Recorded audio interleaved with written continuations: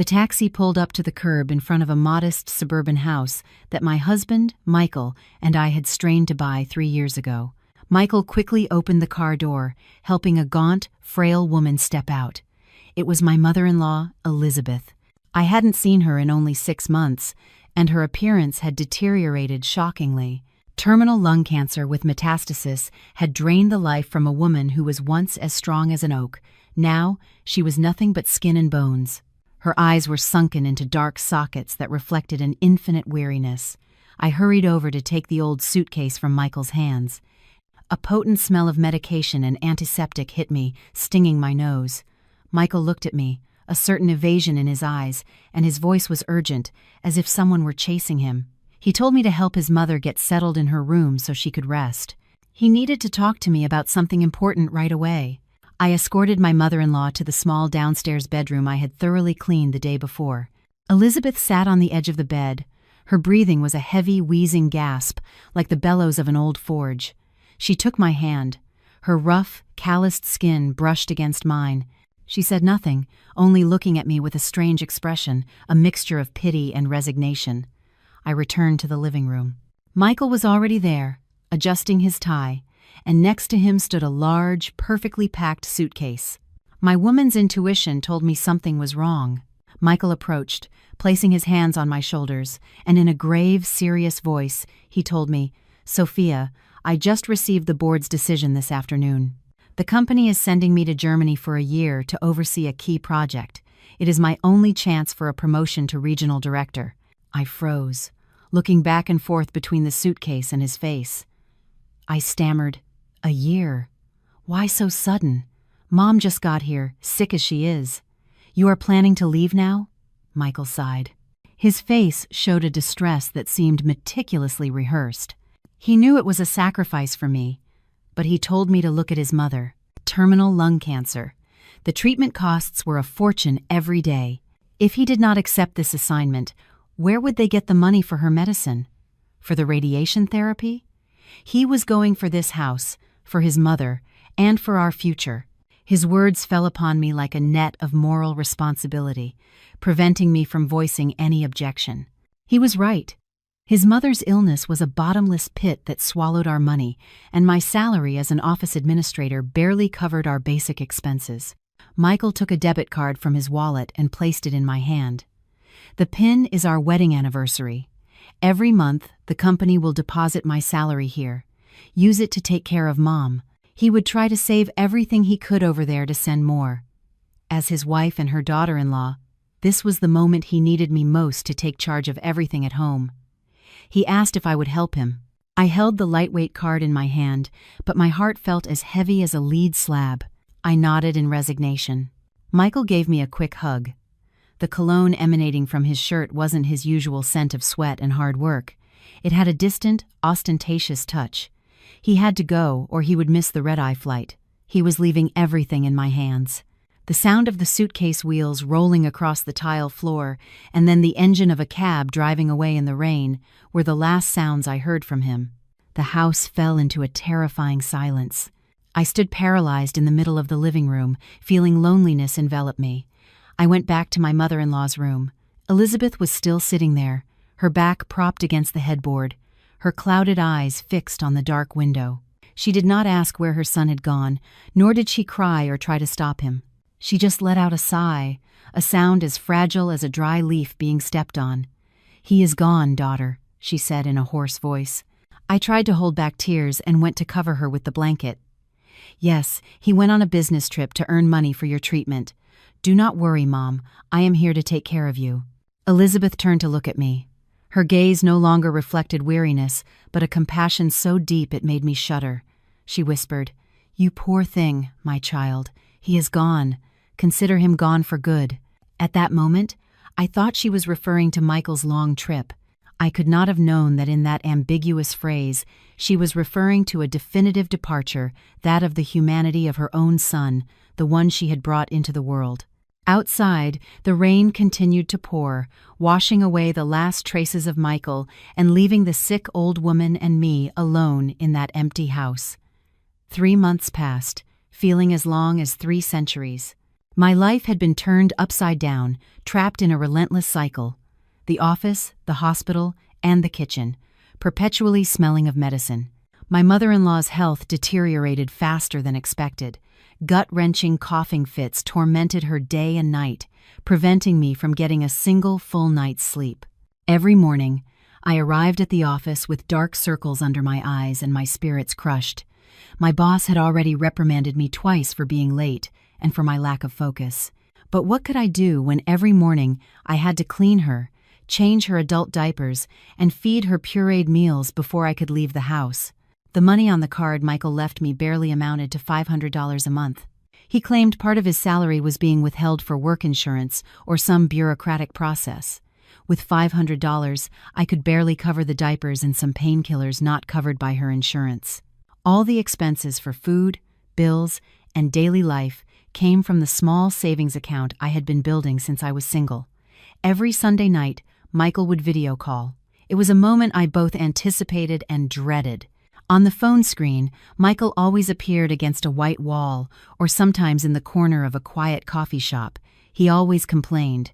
It was so cold there, and the work was so stressful. He had meetings late into the night. He had no time to even rest. I looked at his face on the screen, his skin rosy and his hair perfectly styled, a stark contrast to my own disheveled and gaunt appearance.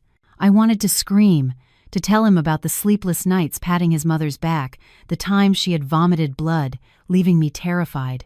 But seeing his expression of a busy, important man, I swallowed my complaints. One night, while searching for my mother-in-law's old medical records to prepare for her next radiation session, I remembered that Michael had scanned and saved some documents on his old laptop, which he had left at home. It was a computer he rarely used, tucked away in a closet because he said it was too slow. I plugged it in, turned it on, and the screen lit up, displaying the family folders. I found the medical file and was about to email it to myself to print. But when I opened the Chrome browser, Michael's Google account was still logged in. Perhaps in the rush of his departure, or because he thought I was technologically illiterate, he had forgotten to sign out. A small notification popped up in the top right corner of the screen. Google Photos has synced 12 new photos. Out of curiosity, and also because I missed my husband, I clicked to see them. I thought they would be pictures of snow in Germany or of him with his foreign colleagues, but they were not. What I saw was the deep blue of the sea and sky, a radiant and stunning landscape. The most recent photo had been taken 2 hours ago. It showed a lavish seafood platter with a huge red lobster next to a glass of sparkling wine. The location tag read, "A 5-star resort in Miami." My heart lurched, and my hand on the mouse began to tremble. I scrolled to the next photo. It was the back of a young woman. She was wearing a bright orange bikini and lying on a lounge chair with a cocktail in her hand, posing in a way that oozed sensuality and enjoyment. Though it was only her back, I instantly recognized her light brown hair with large curls. It was Natalie, the former colleague from the marketing department whom Michael had introduced to me at the company Christmas party the previous year. At the time, he had said she was a very dynamic girl, that he considered her a little sister. I kept scrolling. Tears began to well up, blurring the images on the screen. The third photo was a shirtless selfie of Michael, wearing sunglasses, grinning from ear to ear. Behind him was an infinity pool, and the silhouette of that girl swimming. There was no Germany, no key project, no snow, no late nights working, only Miami, golden sun, blue sea, expensive seafood, and a mistress. While I was here, in this house that reeked of sickness and death, cleaning up after his dying mother, counting every penny to buy her soft food, he, the husband I trusted blindly, was using the money he claimed was being withheld to fund a lavish and debauched affair. I slammed the laptop shut. The sharp snap echoed in the silent night. The initial pain quickly gave way to a nausea that rose in my throat. I looked at my hands, the same hands that moments ago were washing a towel stained with my mother-in-law's phlegm. Now they seemed ridiculous, pathetic. My devotion, my trust, it had all been turned into a cruel joke by him. From the bedroom, my mother-in-law's cough sounded again, a guttural sound that tore at my soul. I stood up and wiped away my tears, not because I was no longer sad, but because I knew that from that moment on, I was no longer the docile, self-sacrificing wife of yesterday. A storm broke over the city at midnight, bringing an icy chill that seeped through the cracks of the poorly sealed windows. In the small room, steeped in the scent of medicine, my mother-in-law's breathing became a sharp whistle, like a dry leaf skittering across asphalt. Elizabeth had adamantly refused to go to the hospital to be put on a ventilator. She said she wanted to die at home, in her own bed, not surrounded by the cold, tangled tubes of an intensive care unit. I sat on the edge of the bed, wiping her forehead with a warm, damp cloth to dry the beads of cold sweat. The dim light from the nightstand lamp illuminated the ravaged, suffering face of a woman who had worked tirelessly her entire life. Suddenly, she opened her eyes. Her eyes, already clouded by illness, shone with a strange intensity, like an oil lamp burning brightest just before it goes out. She waved her bony hands in the air, searching for me. I took her hand. It was ice cold, all skin and bone, but she squeezed mine with incredible force. Her sharp nails dug into my skin, causing a sharp pain, but I dared not pull away. She looked at me, her lips moving, her ragged breath smelling of farewell. She whispered, her broken voice drowned out by the drumming of the rain on the roof. "Sophia, my child, Michael is a scoundrel. I know everything. I know where he is." My heart tightened. So she knew. The old woman, bedridden and seemingly detached from the world, knew the cruel truth I had just discovered. She had not said anything, not because she did not know, but because the pain was too great to put into words.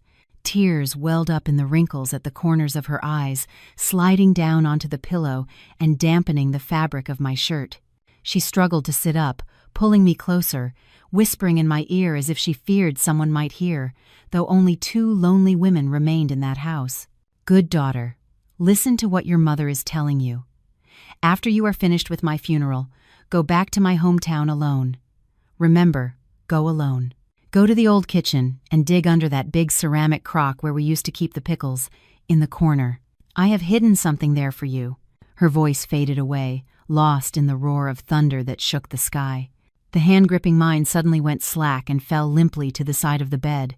Her heavy, labored breathing stopped completely. The room plunged into absolute silence, broken only by the sound of the torrential rain, as if it wanted to wash away all the suffering of a lifetime. Mom was gone. I sat there, motionless, looking at her now peaceful face. I did not scream or despair. I just felt an immense emptiness taking over my mind. The only person I had left in this house, my silent ally, was gone forever. Trembling, I picked up my phone and dialed Michael's number. 1 ring, 2 rings. By the 10th, no one answered. I called again and again. On the 5th try, he replied with a terse, cold text message. "I am in an important meeting with the German partners to close a deal. Cannot talk. How is Mom?" Reading the message, a bitter laugh escaped my lips as tears streamed down my face. A meeting with German partners at 3 a.m., Chicago time. Or was he busy having a meeting in bed with his mistress at some luxury resort in Miami? Rage choked me. I typed each letter, my fingers trembling on the touchscreen. "Mom passed away. Come home."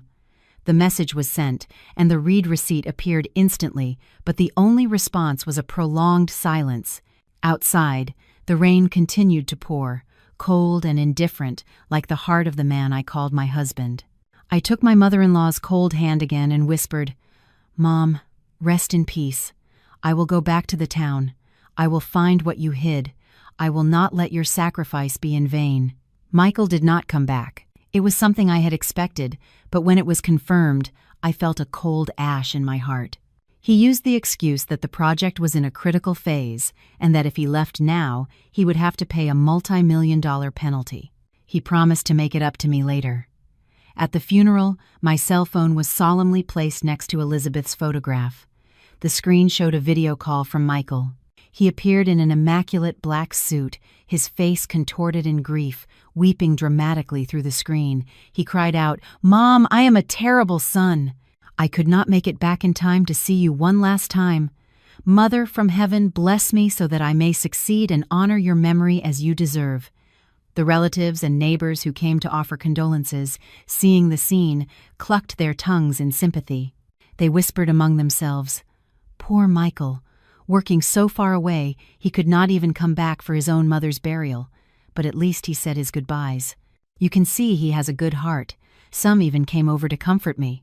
Be strong and handle everything for him. He left for the good of the family." I stood there, bowing my head in thanks, but inside, I felt absolute contempt. I looked at the face distorted by fake grief on the screen and remembered the photos of him laughing by the pool with his mistress. His performance was so brilliant that if I did not know the truth, perhaps even I would have been moved. But now, those virtual tears only made me sick. I handled everything alone, from the funeral arrangements to the cremation and greeting the guests. I moved like a shadow through the funeral home, unable to shed a single tear in public. My tears had already dried up inside during the months of caring for my mother-in-law. After the cremation, I took the urn with the ashes and Elizabeth's portrait and headed to her hometown. According to her last wishes, she wanted to be laid to rest there. Michael had sent me a message telling me to leave the ashes in a city columbarium to make visiting more convenient. I flatly refused. I knew she wanted to go home, to the place where she was born and raised, the place where she had buried the secret of her entire life. The bus rattled along, carrying me away from the noisy, polluted city toward the quiet but melancholic Illinois countryside. My mother-in-law's old one-story house stood at the end of a reddish dirt road. The weeds had grown so high, they almost concealed the entrance. The rusted iron gate creaked pitifully as I pushed it open. A smell of dampness and mustiness greeted me. I placed the urn with her ashes on the small, dust-covered mantel. I lit a candle. The smoke swirled in the silent space, creating an atmosphere of sadness and solitude. That night, I spread a mat on the floor, right below my mother-in-law's altar, listening to the crickets chirping in the yard and the wind whistling through the cracks of a broken window. I could not sleep. Elizabeth's gaze in the photograph seemed to watch me, both stern and pleading. Her last words on that rainy night echoed in my ears. Under the ceramic crock where we kept the pickles, in the corner of the kitchen, I lay there with my eyes wide open, staring at the water stains on the ceiling, waiting for dawn to unveil the last secret my poor mother-in-law had left me. I felt completely alone, but strangely, I was not afraid. In that desolate place, next to the ashes of a dead woman, I felt safer than in my modern city apartment, where lies and betrayal hid beneath the guise of a happy family. Just as dawn broke, with dew still blanketing the yard, I got up, took a small shovel I found in the shed, and headed to the old kitchen, a small building separate from the main house. It had been abandoned for years. Cobwebs covered the entrance, and a strong smell of dampness and cold ash washed over me. In a corner, just as my mother-in-law had said, was a large, heavy ceramic crock covered in the dust of time. It was the crock she used for brining pickles.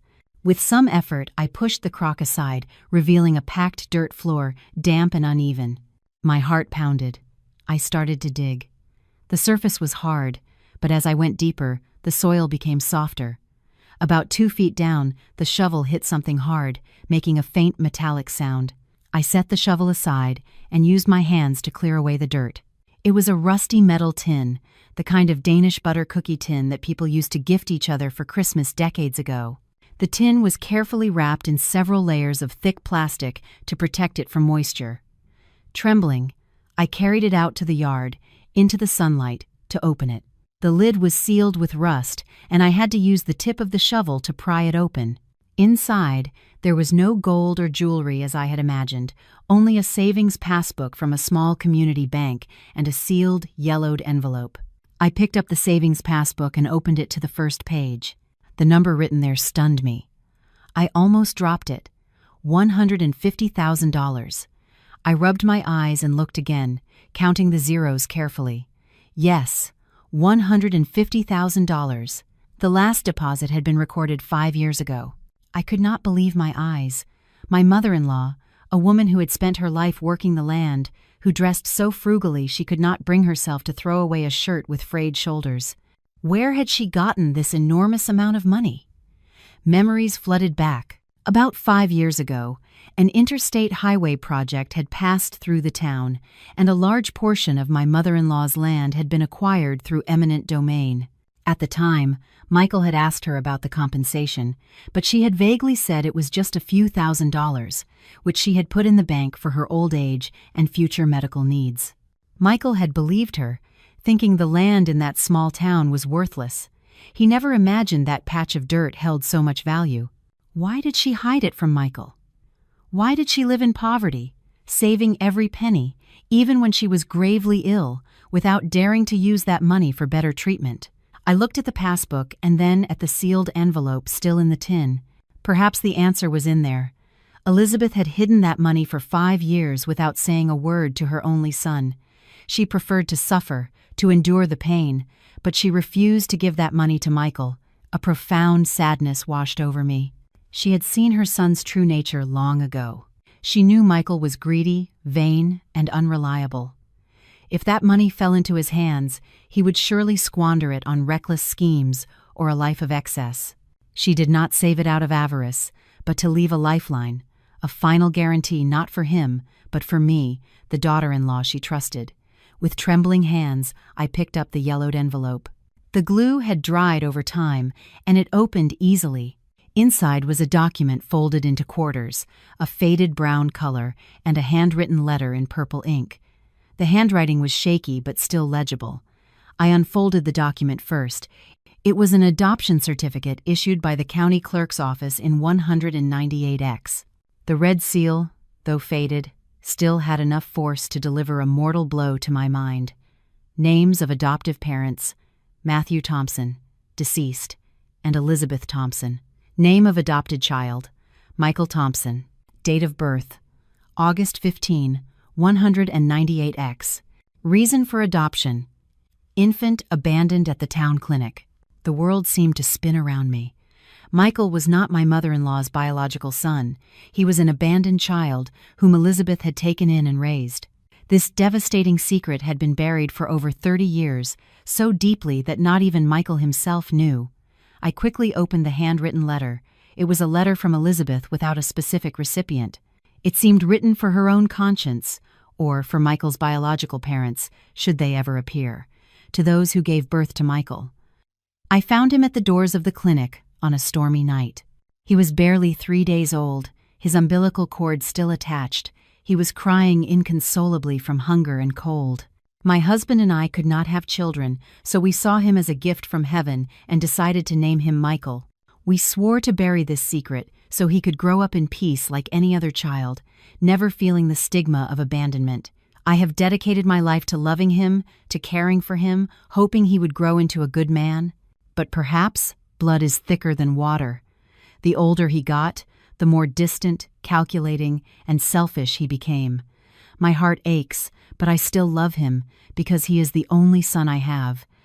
Sophia, if you are reading this, it means I am already gone. I am leaving this money to you. I know you have suffered greatly because of him. Michael is not of my blood, but you have become the daughter I value most. I do not want you to be harmed. If he treats you well, give him a part. But if he behaves like a miserable wretch, it is all yours. Consider it compensation for the youth you have wasted. My tears fell onto the fragile paper. Every word from my mother-in-law was like a knife in my heart, but at the same time, it was a balm that healed my wounds. She had prepared for everything. She had looked out for me even from beyond the grave. She left me not just money, but the truth and the power to choose. The maternal love I had so admired in her for Michael was built on the infinite kindness of a stranger. She had loved her adopted son more than her own life, but in return, she received only ingratitude and coldness. I folded the letter and the certificate, placing them carefully in my purse. This truth was my weapon and my shield in the battle that was to come against my despicable husband. The secret of Michael's origin and the savings passbook with $150,000 were like a red-hot coal that both burned my soul and forged in me a will of steel. My phone vibrated in my pocket. A new message. I opened it. On the screen was the name, My Love, a name I had not yet changed, a bitter irony in my current situation. Michael had sent a photo of an endless white sand beach with a cheerful message. This weekend, the partners invited me to a resort in Germany. The scenery is beautiful. I wish you were here. At the end of the year, when the project is finished, they will give me a big bonus. I will make it up to you for everything, honey. I zoomed in on the photo, examining every detail. He thought I was a naive woman who knew nothing beyond the kitchen stove, easy to deceive. But he was wrong. In the bottom right corner of the photo, reflected in the glass of a round table, was the silhouette of Natalie, sitting with her legs crossed, holding a turquoise-colored cocktail. And in the distance, I could make out the clock tower characteristic of a famous Miami resort I had always dreamed of visiting, but which Michael always dismissed as too expensive. Germany. He was putting on a clumsy play to hide his life of luxury, built on his wife's sweat and tears. I took a deep breath, suppressing the anger rising in my throat. This was not the time for a jealous scene or to unmask him. I needed him to come back immediately, and the only thing that could lure a greedy man from his den of pleasure was money. I typed a reply, each word carefully weighed, like a hunter setting a trap. I am in your mom's town dealing with her affairs. Today, while cleaning the house, I found a metal box that Mom had hidden under the kitchen floor. Inside, there is a will, deeds, and some very important documents about your origin that she never mentioned. It looks like she left a very large inheritance. You should come back as soon as possible to sign the papers. Otherwise, I do not know how to handle this with the county office. Barely 2 minutes after I sent the message, my phone rang nonstop. It was Michael. I let it ring 3 times before answering, keeping my voice calm with a touch of feigned exhaustion. Yes, Michael. On the other end of the line, Michael's voice was agitated, unable to hide his excitement. What did you say? What box? What inheritance? Mom had no money to leave anything. I answered in a monotone voice. I am not sure, but I saw property deeds, a bunch of papers. The clerk at the county office says it is very important and that the presence of the only son is required to resolve it. If you do not come, they will not let me touch anything. Michael was silent for a second. Then his tone changed instantly. His voice became affectionate and urgent to a point that sounded false. Okay. I will try to ask my boss for permission to come back for a few days. Do not show anything to anyone, and do not sign anything. Understood? Wait for me to get there. I hung up the phone. A cold smile formed on my lips. He had taken the bait. The scent of money and curiosity about the inheritance had triumphed over the charms of his mistress and the beaches of Miami. 2 days later, Michael appeared at the door of our suburban house. He was dragging his designer suitcase and entered with an air of exhaustion, feigning the fatigue of a long journey from Europe. In reality, he had only flown 2 hours from Miami. The moment he saw me, he did not ask how I was, nor did he bother to light a candle for his mother at the small altar I had improvised. The first question that came out of his mouth, as his eyes greedily scanned the room, was, "Where is the metal box and the papers Mom left? Show them to me now." I was sitting on the sofa, fiddling with a cup of cold tea, calmly observing the man I once called my husband. Only a few days had passed, but he still looked impeccable, with a sun-kissed tan that contrasted sharply with my own haggard and exhausted appearance after the funeral. I put the cup down on the table and pushed a thick stack of papers toward him. Michael pounced on them like a hungry beast, but as he opened them, the greedy smile on his face vanished, replaced by astonishment and disbelief. Inside, there were no deeds or wills, but a pile of hospital bills, receipts for medication, funeral expenses, and cremation costs. I had stapled them all together neatly. The total came to $22,000. Michael looked up, glaring at me. "What is this? What are you trying to pull?" I looked him straight in the eye, my voice firm. "These are all the expenses for Mom's treatment for the last 3 months and the cost of the funeral. I had to empty my savings account and borrow money from friends to cover everything. You are her only son, and the one with the good job abroad. You have to pay this amount to settle the debts. Then we can talk about the inheritance." Michael threw the bills on the table, his face flushing red. "Are you crazy? I just got here." "I have not been paid for the project yet. Where am I supposed to get that much cash right now? Besides, Mom was in a public hospital. How could it be so expensive? Medications outside the formulary, specific treatments. Did you think they were cheap? I growled, the resentment that had been building for so long about to erupt. While you were vacationing in your Germany, I had to scrape together money from everywhere so Mom could pass away in peace. You have not contributed a single cent or a single day of care, and now the first thing you ask about is the inheritance.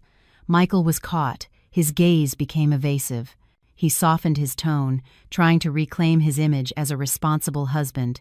I know you had a tough time, but we will sort out the money. The important thing now is Mom's will. I need to know what she left so I can take care of everything properly. Give me the real box. I saw through his dark soul. He had no intention of paying the debts. He just wanted to take whatever was left. His greed and indifference were now laid bare, without the cloak of respectability he used to wear.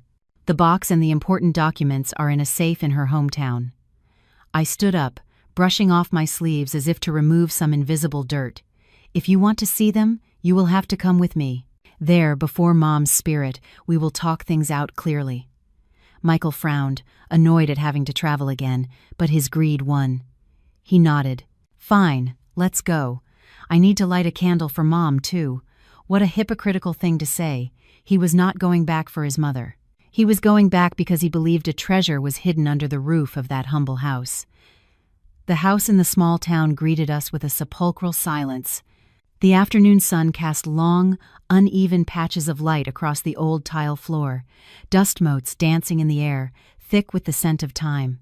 I led Michael to the back room, where I had placed a small safe I had just bought to store the important evidence. Michael stood behind me, his breathing shallow and anxious. I turned the combination dial. The lock clicked open. I took out the yellowed adoption certificate and my mother-in-law's handwritten letter and placed them on the wooden table in the center of the room. Look, this is what Mom wanted you to know. Michael picked up the paper.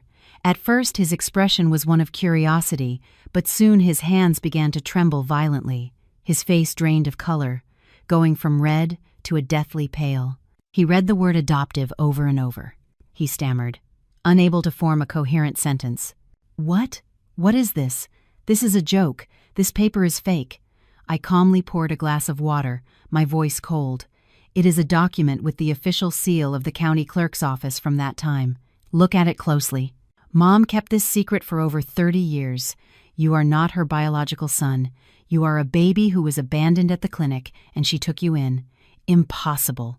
You are lying, Michael shouted, crumpling the paper in his hand. I am her only son. She spoiled me rotten.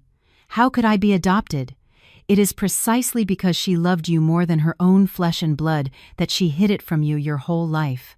I looked him straight in the eye, my gaze sharp. But how did you repay her? You abandoned her on her deathbed to go party with your mistress. You let her die alone. Michael froze. His initial aggression vanished in the face of the overwhelming secret and the raw truth I had just revealed. He collapsed into a chair, clutching his head, his face a mask of confusion. His pride as the only son, the authority he had always assumed to decide everything in the family, crumbled in an instant. I delivered my final blow. I took out a will I had drafted myself, based on my mother-in-law's instructions and with legal advice on inheritance rights, and placed it in front of him. Mom knew you were not her blood, and seeing your behavior, she wrote down her last wishes. This old house and the land, she leaves to me as compensation for taking care of her. As for you, I paused, watching his expression. According to the law, an adopted son has the right to inherit, but he must also assume the deceased's debts. That $22,000 debt from the hospital, plus the loan Mom took from the bank last year to fix the house, which has not been paid off yet, you will have to assume half of it. Michael's head snapped up, his forehead beaded with sweat. He was already drowning in debt from gambling and from supporting Natalie. Hearing that he had to take on more debt, he turned pale with fear. This rundown house is worthless, and you expect me to take on the debts, he shouted, as calculations of profit and loss swirled in his head. Are you trying to set me up? I am not setting you up. I am offering you a way out. I took the divorce papers, already signed by me, out of my bag. Let's get a divorce. I will keep this house and assume the entire $22,000 debt. In return, you sign the papers. We will have no more ties, no shared assets or debts. You will be free, without burdens, without the responsibility of honoring someone you share no blood with." Michael grabbed the divorce papers, examining each clause. His gaze flickered, calculation reflected in every line on his face. He was weighing his options. On one hand, a debt of over $22,000, responsibility for a deceased adoptive mother, and a townhouse he considered useless. On the other, freedom, shedding the burden that I and this family had become so he could go off with his young, attractive mistress. He cleared his throat, trying to sound magnanimous, but he could not hide his relief. "Are you sure? You will take on the entire hospital debt and never ask me for alimony or anything else?" "I am sure," I replied, my voice firm and devoid of emotion. "I just want this house as a place to honor Mom. You go your own way." Michael smirked, the smile of someone who believes he has just shed an enormous weight. He took out a pen and signed the divorce papers. His signature was quick and decisive, as if severing 15 years of marriage without the slightest hint of nostalgia. "As you wish. If you like dealing with problems, that is on you. I have signed. From now on, we go our separate ways. What is mine, and the debts are yours too." He tossed the papers toward me with a triumphant air. "I am giving you the house. I have no interest in this godforsaken hole." "Thank you," I said, my tone strangely calm. "You can leave now, and never come back." I held the divorce papers in my hand as tears fell silently. I was not crying for the end of my marriage. I was crying for my mother-in-law. She was right. She had seen through the dark soul of her adopted son. If I had not listened to her, if I had softened and given him the passbook from the start, I would be on the street now, with nothing and drowning in debt. He, for his immediate gratification and his desire for fleeting pleasures, had lost the most fundamental values: filial love, marital respect, and a fortune he so desperately craved. I pulled another stack of papers from the outer pocket of my purse, thick and neatly stapled, and gently tossed it to Michael. "Wait, do not leave so quickly. We have one last parting gift to sort out." Michael frowned with suspicion as he picked up the documents. He opened the first page, and instantly his triumphant smile froze and shattered. They were the detailed statements for his credit card and the bank transaction history for the last 3 months. Every figure, every party destination was clearly marked in red. "Where did you get this?" Michael's voice cracked. His hands began to shake as he flipped through the pages. I answered calmly, my voice like ice. "Did you think I was a fool who only knew her way around a kitchen? While Mom was dying, you were using the credit card to buy a Hermes bag for your mistress, pay for 5-star hotels in Miami, and constantly withdraw cash from ATMs near casinos. In total, you spent and racked up debts under the guise of business expenses for over $30,000. Michael turned white. Sweat poured down his face. He tried to defend himself, trying to salvage what little dignity he had left. "So what? It is money I earned. I can spend it how I want. Besides, we were married. You are responsible for half of that debt too." "You are wrong." I cut him off, my voice like steel. "Read the 3rd clause of the divorce agreement you just signed. Both parties declare they have no shared debts.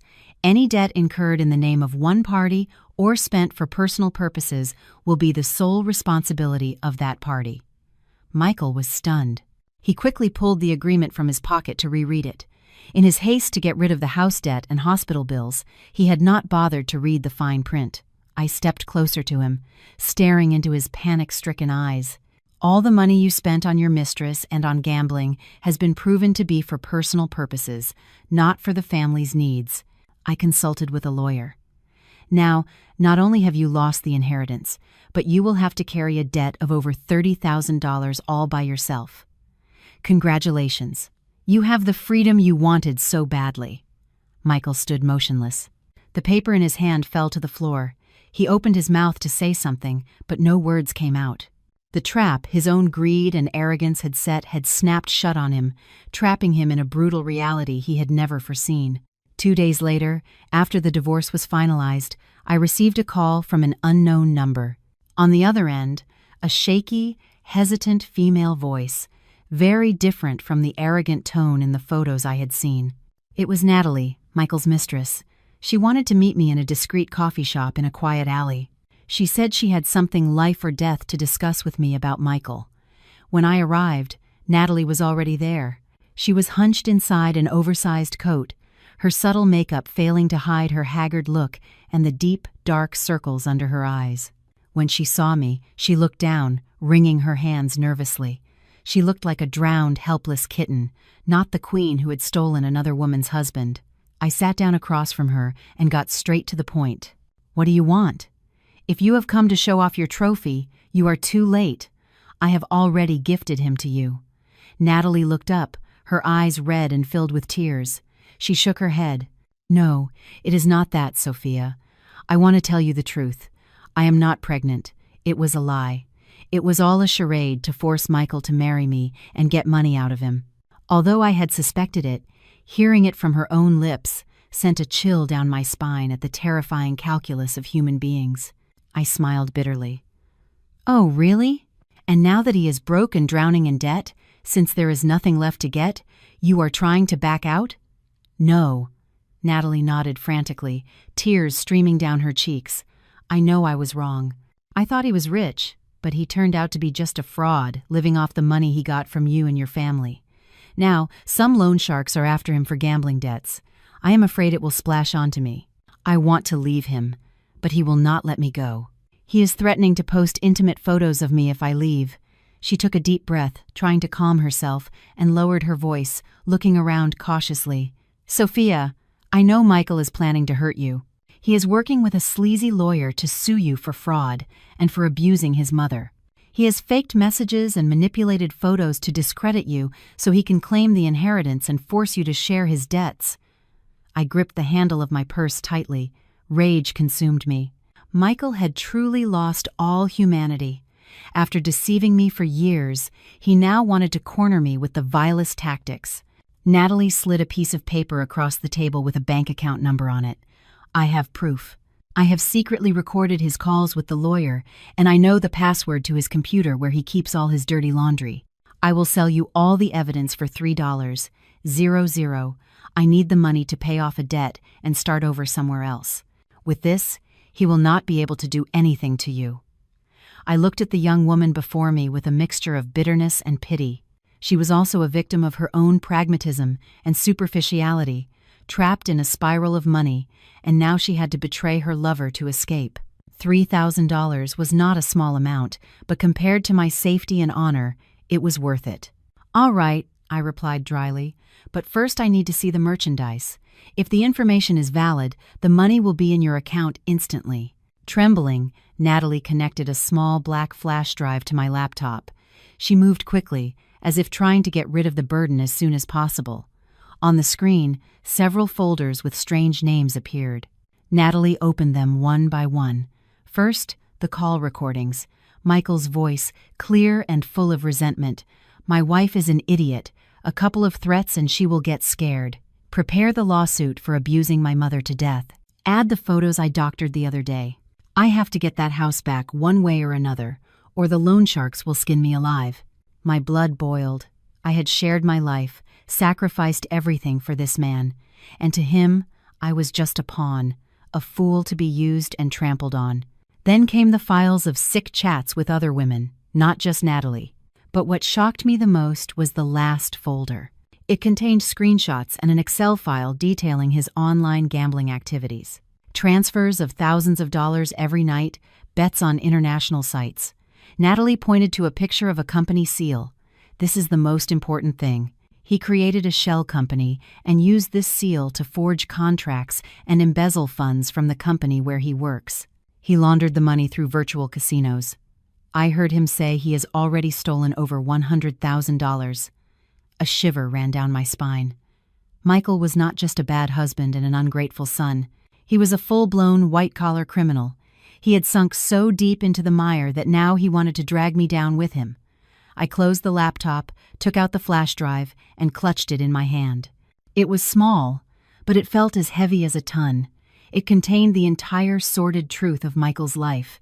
It was the sword of justice I needed to put an end to his plans. I took out my phone and transferred the $3,000 to Natalie. Seeing the confirmation message, her face relaxed slightly, but her eyes were still filled with fear. "Thank you. I am leaving. Be careful. He is like a cornered, rabid dog now. He is capable of anything." Natalie grabbed her bag, pulled her hood over her head, and quickly disappeared into the crowd. I was left alone, drinking a bitter, cold coffee, feeling a mix of disgust and compassion for myself, for my late mother-in-law, and even for Michael. He had destroyed his own life with his greed and desires. Now, with this flash drive in my possession, I was no longer the passive victim. Back home, I got to work finding the last piece of the puzzle. According to Natalie, Michael had a secret compartment behind the bookshelf in his old home office. I called a locksmith, telling him I had lost the key. After nearly an hour, he managed to open the complex electronic lock. Inside was a tightly shut metal box. I used a crowbar to force it open. Inside was a document. It was a will, but not my mother-in-law's. It was a fake one Michael had commissioned from his lawyer. In it, Elizabeth left all her assets, including the town property and the money Michael suspected she had, to her only son. What chilled my blood was the date on the document. On that day, my mother-in-law was in a deep coma in the hospital, connected to machines. How could a person in a coma get up and sign a will? The signature was a shaky scrawl, but when compared to old letters from my mother-in-law, the forgery was obvious. Michael had guided her hand, or worse, he had faked the consent of a dying woman to legitimize his greed.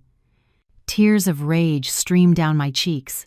In his mother's final moments, while I was watching over her through the nights, he was busy plotting how to steal her last breath. Michael's lack of scruples had hit rock bottom. I photographed every page and sent a copy to my own lawyer. "This is proof of forgery and fraud. I want to prepare a lawsuit, not just to defend myself, but to put him in jail if he dares to bother me again." My lawyer responded immediately. "The evidence is irrefutable. With this and the contents of the flash drive, he has no escape. The law will not let such a soulless being go unpunished." Michael came looking for me one afternoon, but this time he was not alone. He was accompanied by a middle-aged man with gold-rimmed glasses and a leather briefcase, but with a shrewd, shifty look. They pounded on the door. I opened it, and before I could say anything, Michael barged in aggressively. He pointed a finger at me, hissing, "You are very clever, Sophia. You tricked me into signing that damned agreement. Do you think you are going to get away with the old woman's $150,000 so easily? I have already checked the information on the savings account." The other man, his lawyer, adjusted his glasses. "Good afternoon. I am Mr. Perez's legal representative. My client alleges that he was deceived and coerced into signing the asset division agreement. We request its annulment and a new division of the inheritance." I smiled bitterly and invited them to sit, not offering them any water. Coerced? He is a grown man in his right mind who signed with his own hand before a judge. Now that he sees the money, he wants to back out. Michael slammed his fist on the table. "What game are you playing? If you do not share the money, I will post on social media that you had lovers and abused my mother to death. I will get you fired. I will make it so you can never get back on your feet." He started showing me screenshots of manipulated messages, where innocent conversations with coworkers were twisted into innuendos, and my complaints of exhaustion were turned into curses, wishing for his mother's death. Michael's depravity surpassed my imagination. I no longer felt anger, just a deep disgust. The man I had shared my life with was a demon willing to trample on his ex-wife's honor and his mother's memory for money. Silently, I activated the recorder I had prepared under the table. I let him talk, let him spew all his garbage so he could tie the noose around his own neck. When he was finished, I went to my room and got the laptop and all the documents I had gathered. I placed the small flash drive on the glass table. "Before you sue me for abuse or fraud, I suggest you watch this. Here is all the evidence of Mr. Fresh. Perez's embezzlement, his money laundering through betting, and most importantly, the proof that he forged my mother's will." I pushed the fake will toward them, and next to it, a copy of the medical report proving that on the date of the signature, my mother-in-law was in a deep coma, forgery of documents and fraud. The lawyer present here will know better than I how many years in prison that carries. And you, Mr. Perez, how do you think the CEO of your company will react when he receives the recording of you planning to embezzle from the company? Michael's face turned as white as a sheet. The pale lawyer picked up the medical report and looked at it in horror. He realized he had gotten involved in a serious criminal case. Mr. Perez, you did not tell me any of this. He quickly gathered his things. This has signs of a felony. I cannot participate. I have to protect my license. The lawyer rushed out, leaving Michael alone, cowering like a cornered rat. His arrogance had vanished, leaving only fear. "What are you going to do, Sophia?" he stammered. "Are you going to send me to prison?" After everything, we were husband and wife. I looked at him without a shred of compassion. Husband and wife, that relationship died the day you abandoned your mother to go with your mistress. You have two options. Either you disappear from my life forever and never open your mouth again, or I send all of this to the police right now. Michael staggered to his feet. He knew if I spoke, his life was over. He would not only lose his job and reputation, but prison was waiting for him. He headed for the door, defeated. But before he left, I decided to give him one last gift, a truth that would destroy his last hope. Oh, one more thing. Do you dream of a house and kids with your mistress, Natalie? Let me tell you, the pregnancy was fake. She was never pregnant. Michael stopped dead, turning with wild eyes. What are you saying? You are making it up to separate us. Why would I make anything up about a broke man like you? I shrugged. She was the one who came to me. She sold me all this evidence to get money to run away from you. She said since you have nothing left, she had to escape as soon as possible. Michael was petrified. The news was like a punch to the gut. He had lost everything for that woman: mother, wife, money, honor, and now even an imaginary child and the mistress he was supporting. He let out a cry of pain, clutching his head. His desperate scream echoed down the hallway. He stumbled outside and collapsed onto the ground. I closed the door, separating my world from his madness. I slid down to the floor, exhausted. I did not feel the euphoria of victory, only an infinite weariness. I had won the legal battle, but the price was scars on my soul and a broken faith in people.